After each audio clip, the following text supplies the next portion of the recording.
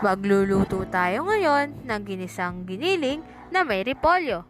Ang mga sangkap, bawang, sibuyas, toyo, patis, giniling, at repolyo. Ito na nga, lulutuin na natin. Maglagay ng mantika, isunod ang bawang at sibuyas, lutuing mabuti, gisahin lang ng gisahin.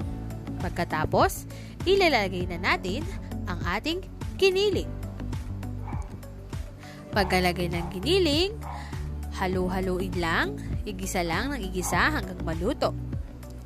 Mas masarap pag lutong-luto ang giniling. Ayan, nagmantika ang ating giniling dahil ito ay beef giniling or ground beef.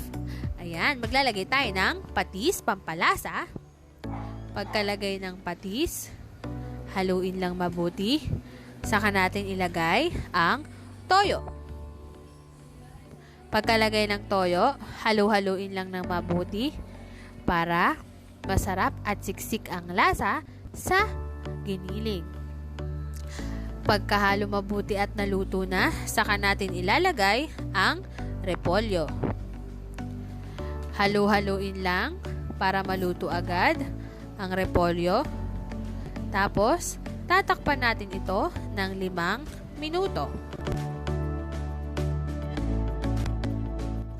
Ito na nga, titignan natin at luto na nga ang ginisang repolyo na may giniling.